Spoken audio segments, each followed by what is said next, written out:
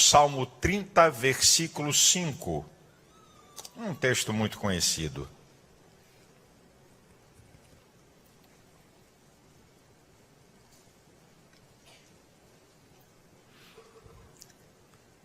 Salmo 30, versículo 5.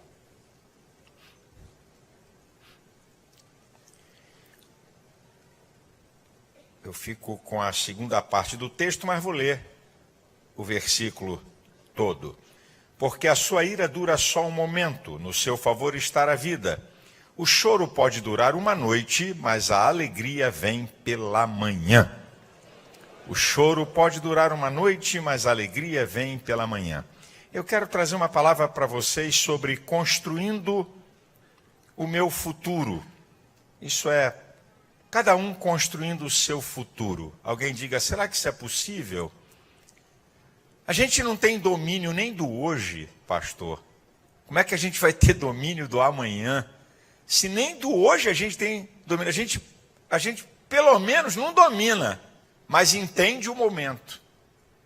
Mas nós não dominamos o hoje e o amanhã. Rapaz, engraçado que um dia dessa semana, estava rodando os canais da TV, aí estava aquele desenho. Eu não guardo o nome de nada. É aquele desenho que tem um urso, o urso panda, que é lutador. Como é que chama aquele negócio?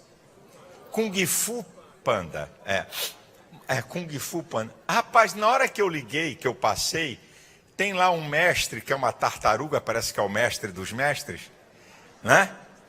Aí ele diz uma frase que eu achei interessante. Diz assim, o passado é história. O futuro é mistério. O presente é dádiva. Olha o nome, presente. O nome já diz que é uma dádiva. De fato, o passado é história, o presente é dádiva e o futuro é mistério, em parte. Eu não concordo com a frase toda. Eu concordo com quase ela toda. De fato, tem muita coisa que futuro é mistério. Mas será que é possível nós construirmos alguma coisa para o nosso futuro? A Bíblia me mostra leis, princípios, que se eu praticar, eu vou construir alguma coisa para o meu futuro. Porque a gente tem uma ideia que tudo que se relaciona a futuro tem pouco a ver conosco e muito a ver com Deus. Certo? Quando se fala de futuro, o futuro está na mão de Deus, não é essa que a gente fala, meu futuro está nas mãos de Deus. Claro, isso é uma verdade, mas ela não é única nem total. É lógico que meu futuro está nas mãos de Deus, mas tome cuidado com essa frase, porque meu futuro está nas mãos de Deus significa que eu não tenho nenhuma responsabilidade sobre ele. E não é assim. Você vai entender o que eu vou falar. Eu vou dividir o futuro em 3 dimensões. Aí você vai entender como eu e você podemos construir coisas para o nosso futuro e que o nosso futuro não é só uma questão de soberania de Deus sobre nós. O nosso futuro não é uma questão só de determinismo, mas nós podemos construir coisas para o nosso futuro, coisas boas para o nosso futuro. Então, eu vou pegar o futuro e vou dividi-lo em 3 dimensões. A primeira dimensão são fatos e acontecimentos na nossa história futura. Fatos bons, acontecimentos bons.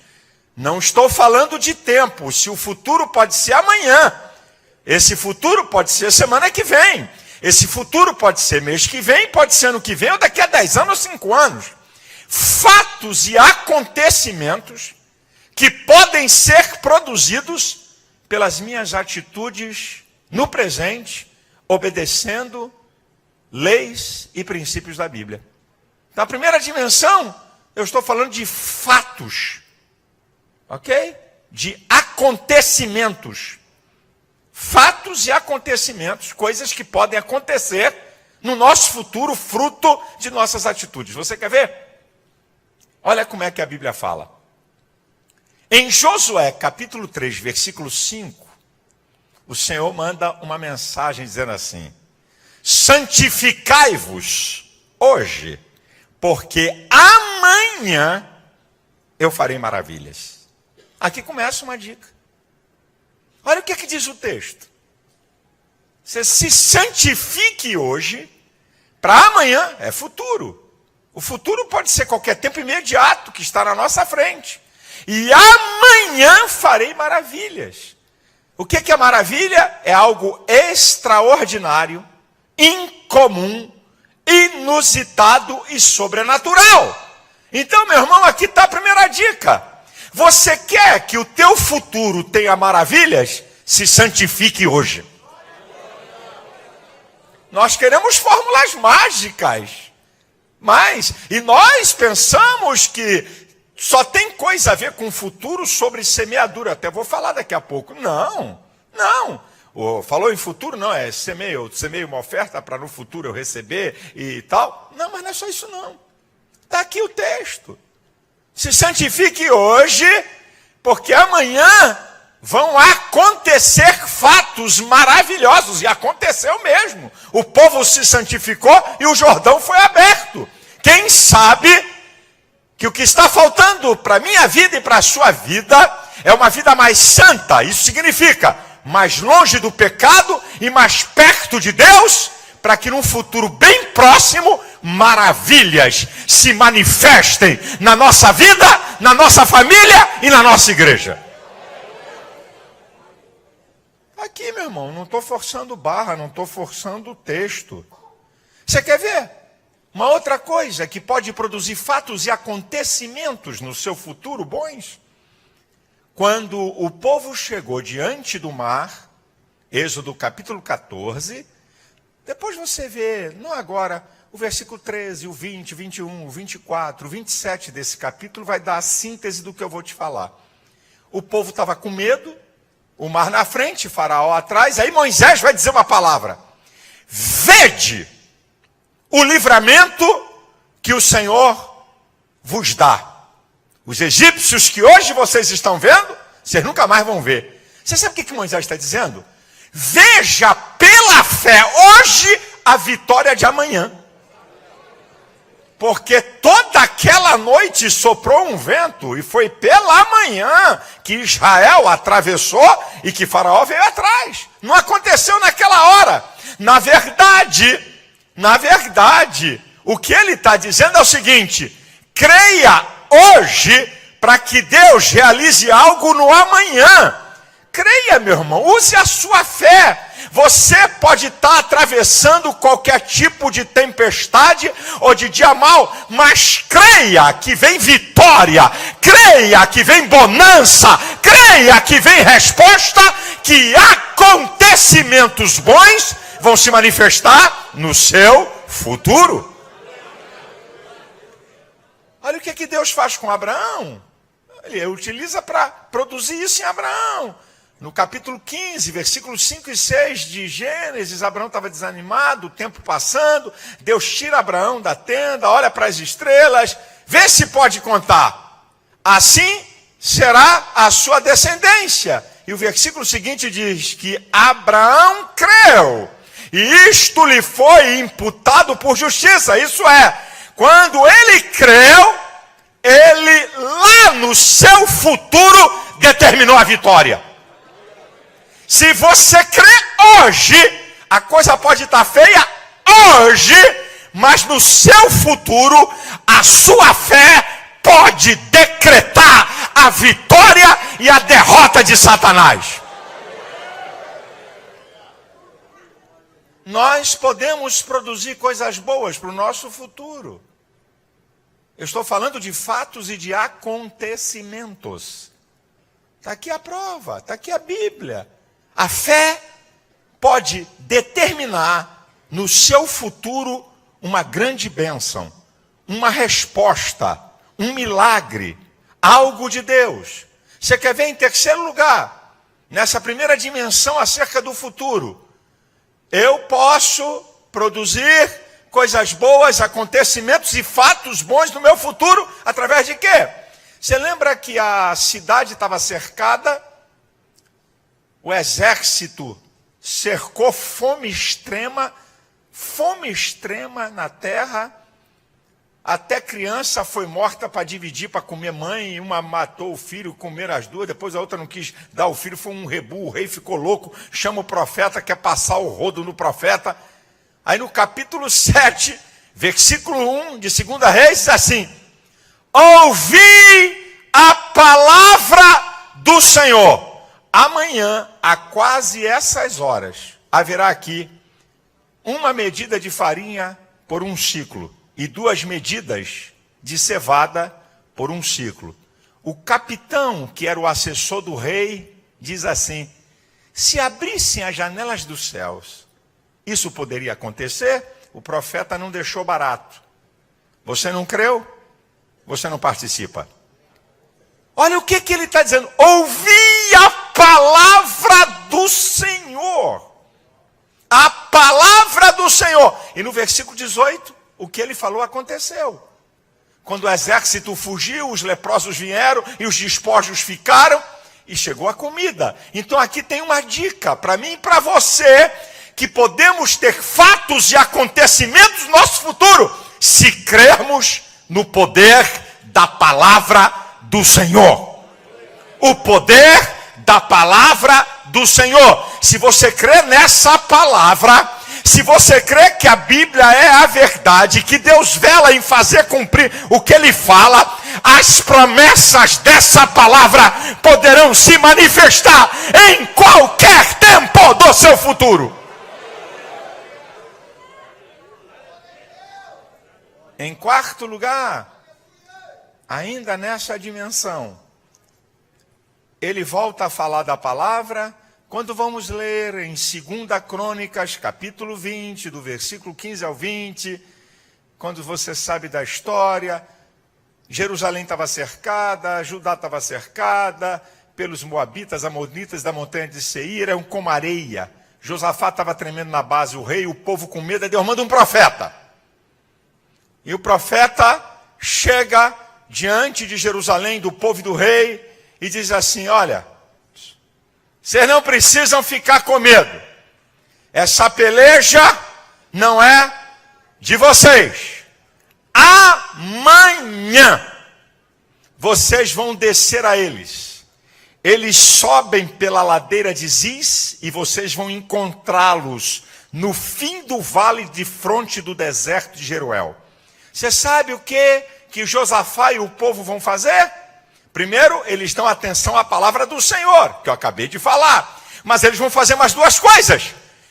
Todos eles se quebrantam diante da presença do Senhor e adoram a Deus.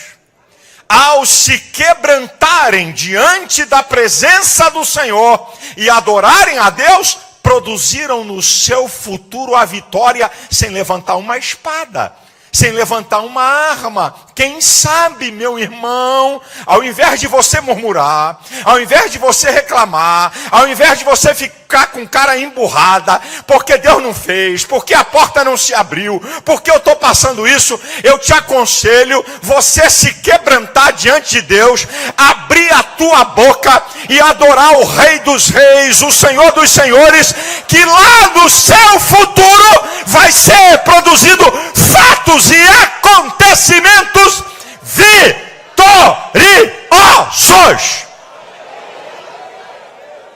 Você já adorou a Deus hoje? Você já abriu a sua boca para adorar o Senhor? Você já se quebrantou? Senhor, me perdoe. Senhor, tem misericórdia de mim, eu sou um pecador, como é que eu falho? Meu Deus, que crente sou eu, me ajuda, eu dependo da tua graça. Tu és o Senhor, tu és o dominador, tu és um Deus grande e tremendo. Oh, querido, quem sabe utilize o princípio da palavra. Quem sabe nessa hora o Senhor vai dizer: amanhã eu declaro a sua vitória e amanhã você recebe a bênção que Deus tem proposto.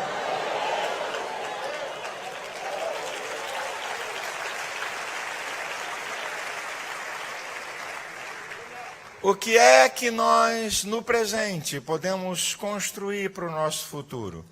A segunda dimensão do futuro não tem a ver com fatos, não tem a ver com acontecimentos, tem a ver com o estilo de vida.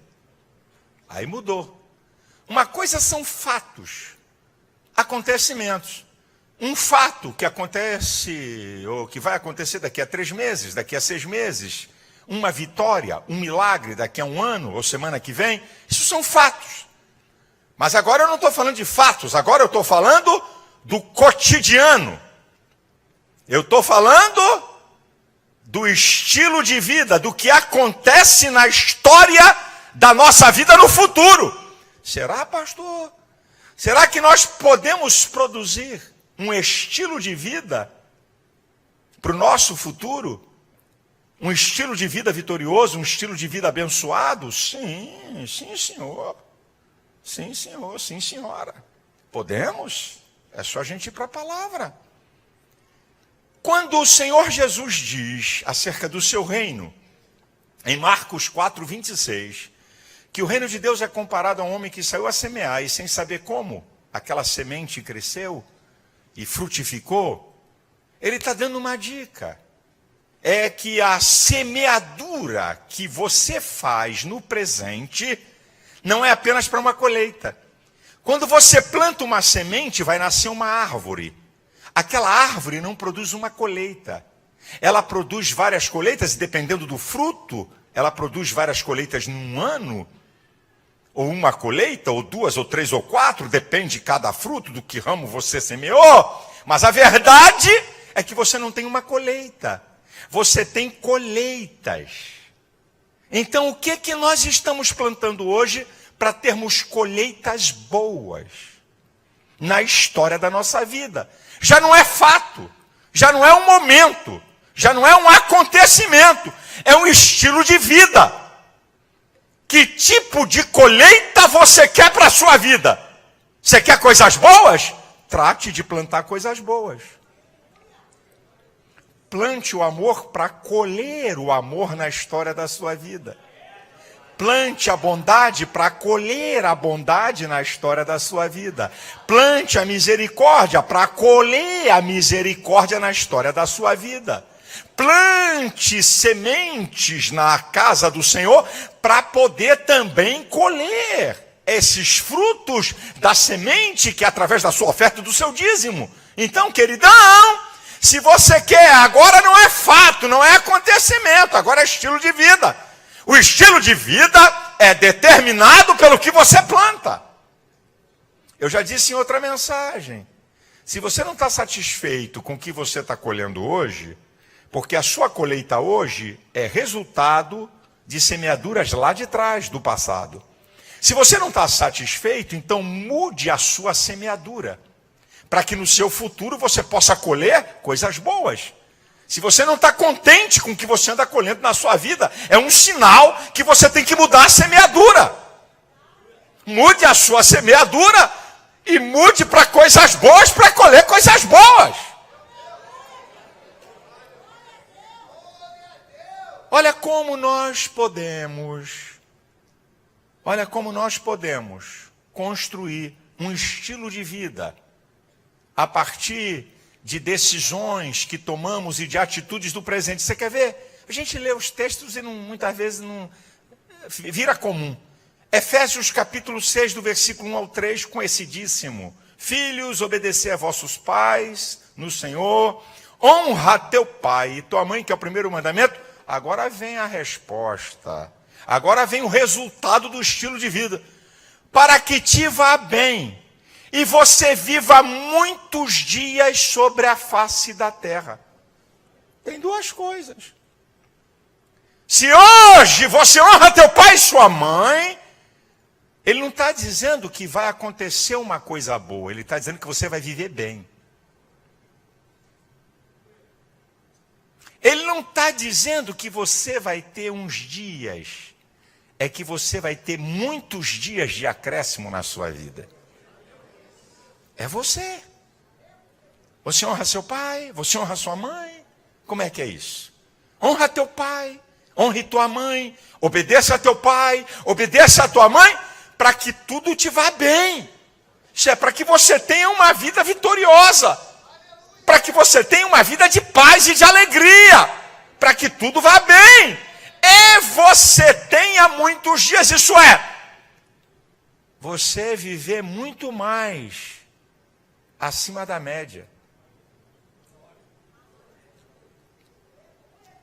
Você está pensando que isso é brincadeira, moço e moça? Você está pensando que você desonrando o seu pai, você está abreviando o seu tempo de existência na terra, desonrando o seu pai e sua mãe. Filhos que enfrentam, xingam pai e mãe. Agora, pai, desculpa, um moleque de 8 anos, de 9 anos, 10 anos, xingar o pai e a mãe, não tem correia na tua casa, não? Não tem um galho de goiabeira? Não tem, não? Na tua casa?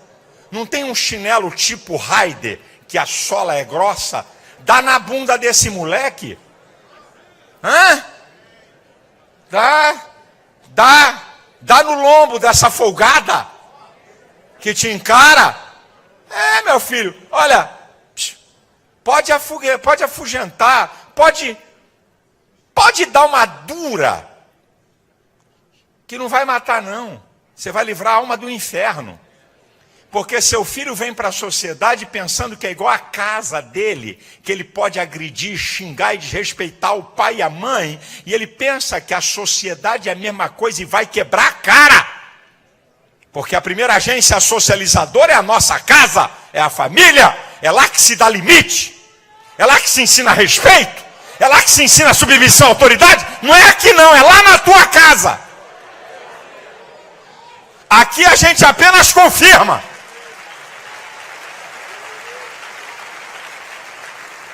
Ensinar é na escola, educar é em casa. Os esquerdopatas querem que a educação passe para a escola. Educação não é da escola, não é da casa. Escola se ensina, se educa em casa. Eita Deus! Eita Deus! Como é que é esse negócio? Você está pensando, meu filho, que essa é a tua maneira de empurrar a tua mãe só porque é um cara forte, né? Agora, sabe o que é, meu irmão? Meu irmão, isso não adianta. Sabe como é que começa a história? Pequenininho. A história lá pequenininho. Certo? A história é pequenininho. Ele começa a desrespeitar. Ele não tem senso moral latente, fica irritado, dá um tapa na cara da mãe. E a mãe não segura a mão dele para dizer, não faça isso. Não faça isso. Segura ele, não faça isso. Passa um tempo, ele vai crescendo. Aí, ele fica com raiva, dá outro tapa na cara da mãe. A mãe disse, eu já te avisei para você não fazer isso. Na terceira, meu filho, dá um tapa na mão do guri. Não é para deixar hematoma, não é para quebrar a mão, nada disso aqui, ó. Não faça isso. Deixa ele chorar. Você deu a ele uma resposta. Estímulo e resposta, é psicologia comportamental. Certo? Qual é a resposta que você quer? Depende do estímulo que você está dando. Quando você se omite, você está dando um estímulo para aquela criança de que ela não tem que respeitar. Então começa a crescer um moleque folgado. E aí ele vai crescendo e vai se impondo. E aí ele percebe que o pai e a mãe têm medo dele. A pior coisa que um pai e uma mãe podem demonstrar é medo de filho. E isso começa quando ele é criança. Aí ele vai crescendo. E aí o pai já demonstra ele com 7, 8 anos que tem medo dele. E aí ele faz 10, 12 e continua o medo. E daqui a pouco é um galalau mais forte do que o pai. E aí acabou, a casa caiu. Agora, se você desse um duro nesse pirralho desde novo, quando ele vira galalau, ele podia com peteleco fazer tu dar 3 cambalhotas. Mas ele aprendeu o princípio de autoridade. Ele aprendeu o respeito. Então ele não te toca, porque a sua voz é mais forte do que o braço dele.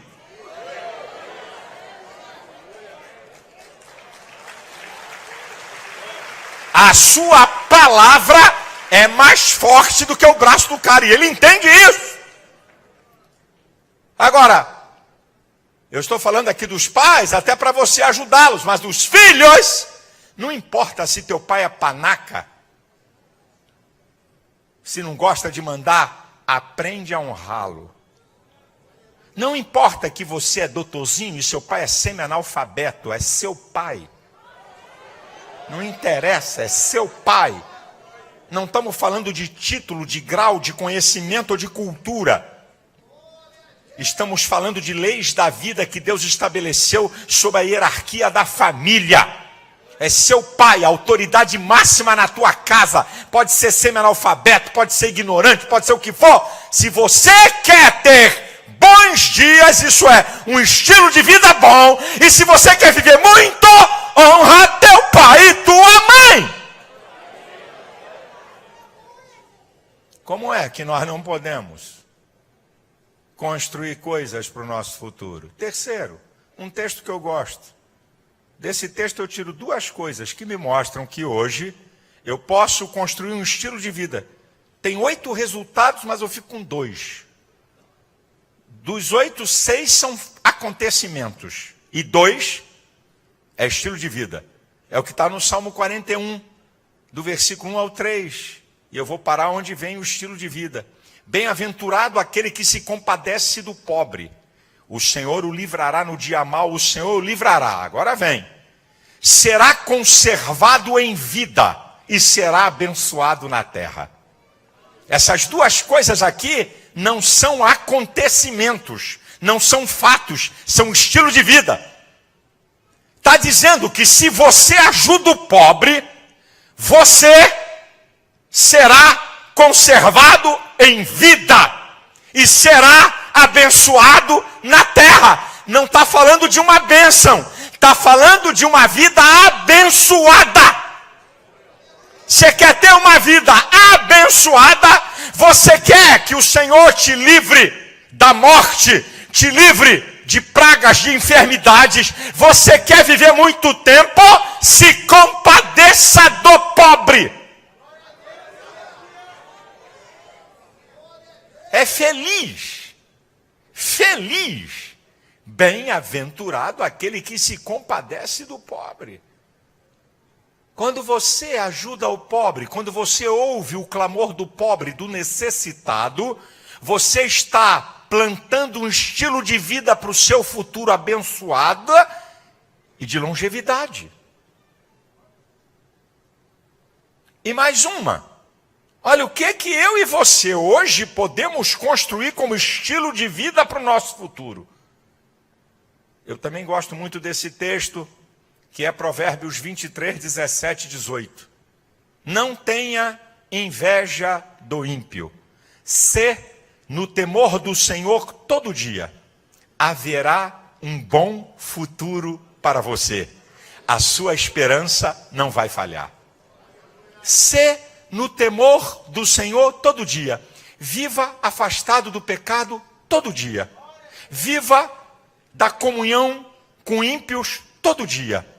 Viva longe daquilo que te afasta de Deus. Viva em obediência e submissão à vontade de Deus. Haverá um bom futuro. Não está falando de fato. Não está falando de acontecimentos. Está dizendo que o meu futuro vai ser bom. E que a minha esperança não vai falhar. Isso é, se eu temer a Deus hoje, a minha esperança, do verbo esperançar e não do verbo esperar. Cuidado, não estamos falando de esperar, estamos falando de esperança. A confiante perseverança no futuro. Vão acontecer coisas e expectativas na sua história futura, porque você teme a Deus. Você obedece a sua palavra. Você vive longe do pecado e da iniquidade. Você se afasta desse mundo depravado e vive uma vida santa. Oh, querido, haverá um bom futuro para você e a sua esperança não vai falhar.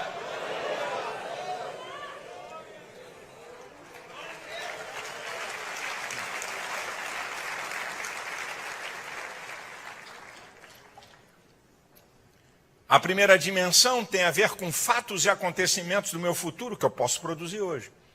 A segunda dimensão tem a ver com estilo de vida que eu posso produzir para o meu futuro. E a terceira dimensão, quando eu falo do meu futuro, eu falo de uma dimensão inimaginável. Uma dimensão que nós não temos a noção real e exata.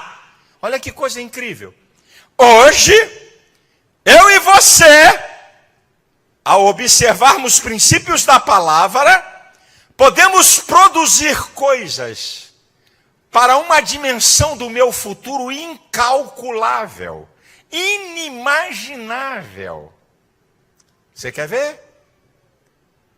Deuteronômio 7:9.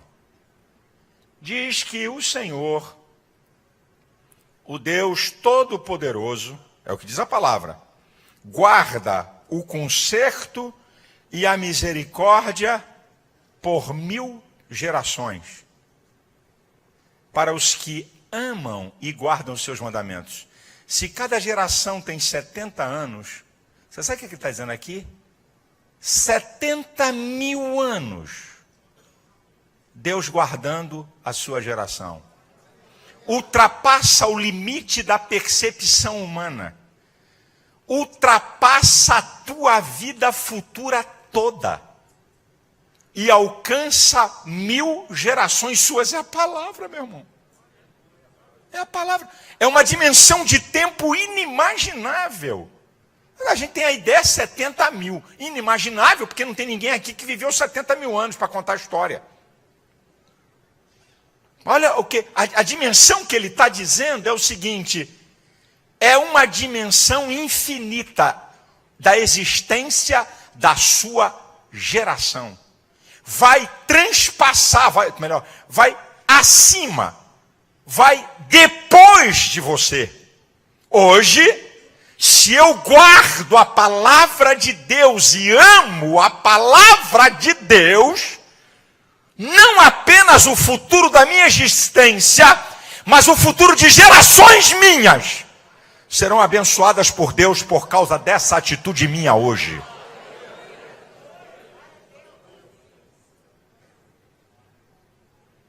Eu uma vez ouvi um pastor pregando, ainda na nossa igreja antiga, e ele falando que a Fundação Billy Graham pegou dois cidadãos do início dos Estados Unidos.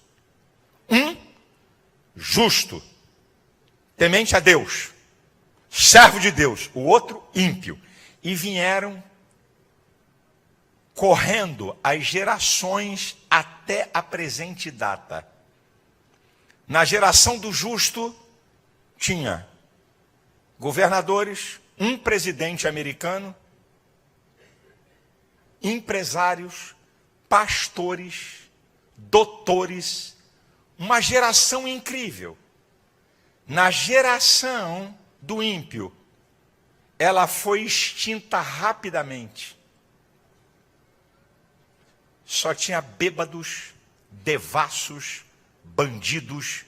A gente pensa que a Bíblia é um livro de brincadeirinha. Você não sabe o que você pode estar plantando hoje para gerações futuras. Um futuro que ultrapassa, que transcende o limite do entendimento humano. E também as nossas atitudes vai numa dimensão inimaginável, que é a dimensão eterna, para o que é bom e para o que é mal. O textuário da Bíblia e os versículos seguintes vão me dizer isso. João 3, do 16 ao 18. Porque Deus amou o mundo de tal maneira que deu o seu Filho unigênito para que todo aquele que nele crê não pereça, mas tenha vida eterna. Deus enviou seu Filho ao mundo não para que condenasse o mundo, mas para que o mundo fosse salvo por ele. Quem nele crê não é condenado, mas quem não crê já está condenado, porquanto não crê no unigênito Filho de Deus. Olha aqui. Hoje, ao você, eu, crermos em Jesus, nós estamos determinando o nosso futuro eterno de salvação.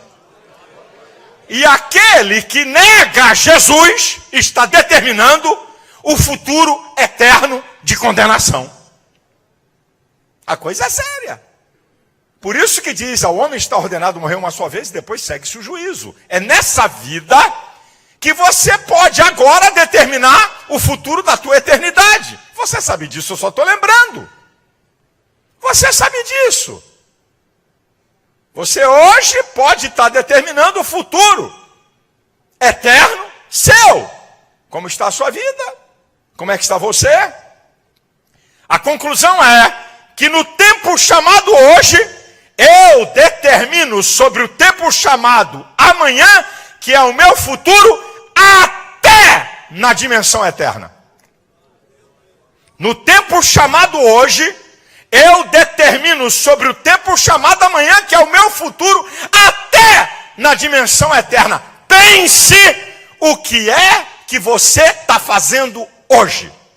Pense que são as suas atitudes hoje. Como é o seu relacionamento com Deus hoje. Que tipo de fé é a sua. Que tipo de relacionamento você tem com os homens. O que é que você está construindo para fatos e acontecimentos no seu futuro, para estilo de vida ou para o seu futuro eterno? Porque eu falei de coisas positivas, mas todas essas três dimensões pode ter o negativo. Você pode ter fatos e acontecimentos ruins na sua vida por coisas que você está plantando hoje. Você pode ter um estilo de vida, não um bom estilo de vida, mas um estilo de vida problemático por coisas que está sendo produzida hoje. Pense, meu irmão, o que estamos produzindo na nossa vida hoje? O que nós estamos fazendo hoje? Para fatos e acontecimentos? Para o estilo de vida ou para a eternidade? Agora eu vou terminar a minha palavra usando algo que Deus diz no texto, para qualquer tempo da nossa vida. Pode ser até para hoje que esteja acontecendo, ou pode ser em qualquer tempo futuro. O que diz o texto? O choro pode durar uma noite, mas a alegria vem ao amanhecer. Olha o que Deus está dizendo. Você já sabe, você já ouviu, não só de mim, de outros pregadores. Noite está significando aqui tempo de tribulação, de adversidade, de lutas, né? As lutas podem durar uma noite, a adversidade pode durar uma noite, isso é, tem um tempo limitado para acontecer. Depois ele vai dizer, mas a alegria vem ao amanhecer. Está falando do tempo de vitória, do tempo de bonança, do tempo de respostas, do tempo de cumprir promessas de Deus. Só fala do início, não tem limite de tempo. O choro pode durar uma noite, ele está limitado, o tempo de tribulação está limitado. Agora o tempo da promessa, o tempo da bênção, o tempo da vitória é ilimitado. Só fala o começo e não tem fim. Ele vem ao amanhecer. Agora tem uma outra coisa que está aí no texto e é profético para você. Sabe qual é o futuro da tua tribulação? Sabe qual é o futuro da tua adversidade? O amanhecer. Ah, você não entendeu. Você não entendeu direito o que eu falei, não. Eu vou repetir para você entender, para ficar claro para você. Escute. Qual é o futuro da tua adversidade? Qual é o futuro da luta que você está passando, do dia mau? O amanhecer. Sabe qual é o futuro? O futuro não é a desgraça. O futuro não é a derrota. O futuro é que o amanhecer significa bênção, vitória, portas abertas, promessas cumpridas. Então, querido, o futuro da tua luta e da tua adversidade é vitória, portas abertas, Deus cumprindo na sua vida o que te prometeu. Meu filho, o choro pode durar uma noite, acabou, mas a alegria vem ao amanhecer. O texto está dizendo, fazendo analogia do tempo, não existe noite o tempo todo. O que rompe a noite é o dia. Não adianta a noite espernear. Não adianta a noite espernear. Quando raios do sol começa, a noite tem que ir embora. Quando o sol da justiça começar a brilhar, A noite vai embora. Eu não sei qual é o tempo do teu futuro, mas em qualquer tempo a noite vai ter que dar lugar ao sol da justiça e vai ter que dar lugar ao amanhecer.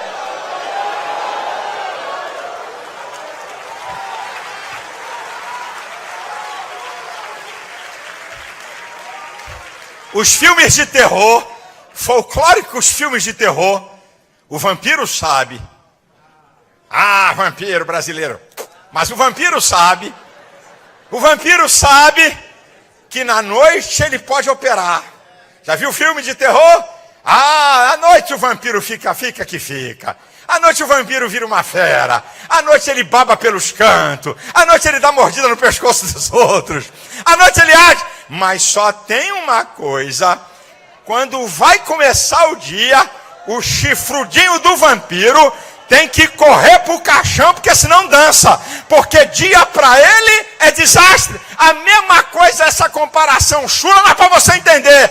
Pode ser que a tribulação está dando risada no teu cangote, chupando o teu sangue, mas daqui a pouco o sol, o sol, vai chegar dia. Eu profetizo sobre a sua vida. A tua vida não vai ser noite o tempo todo. Há um futuro de dia. Vai raiar dia. Ouça Satanás e teus inimigos. Vai raiar dia. Vai raiar dia. Vai chegar dia na sua vida. O rabachandarabakalarabas. O rabasurikalarabachandarabas. Aquieta teu coração. Aquieta a tua alma. Essa luta não pode durar o tempo inteiro. Essa adversidade não pode durar o tempo inteiro, porque no futuro tem dia. No futuro tem dia. Receba essa palavra aqui essa noite. Receba essa palavra aqui. Plante para o seu futuro. Não vai ficar só noite. Eu declaro para você. Eu vejo pela fé milagres. Eu vejo pela fé portas abertas. Eu vejo Deus romper no meio dessa escuridão. Vai romper a luz, vai romper. Ouça Satanás, ele pode batalhar contra nós, ele pode jogar pesado, mas escute, diabo, vai ter luz para esse povo, vai ter dia para essa igreja, vai ter vitória. Nada vai impedir que o dia de Deus chegue na sua vida.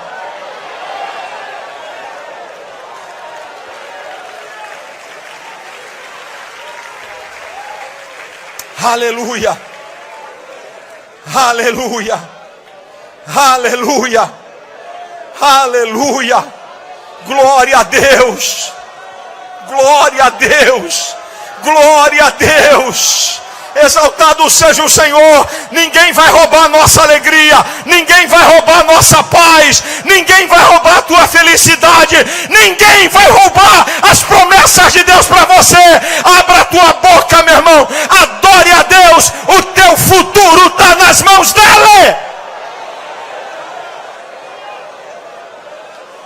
Mas você faça a sua parte. Aquilo que você não pode fazer no seu futuro, fique tranquilo que Deus vai agir por você.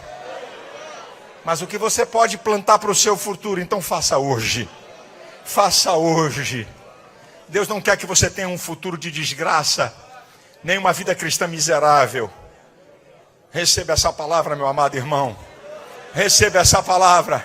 Você pode repetir comigo, à medida que eu for falando. O meu choro pode durar uma noite, mas a alegria virá para a minha vida ao amanhecer.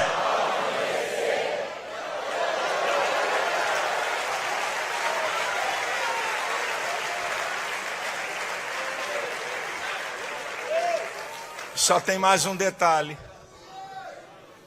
É que quando você lê o versículo, O choro pode durar uma noite.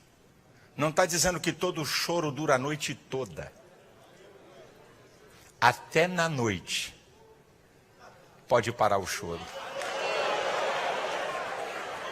O texto não diz que obrigatoriamente você vai chorar a noite toda. Ele pode. Ele só traz a convicção.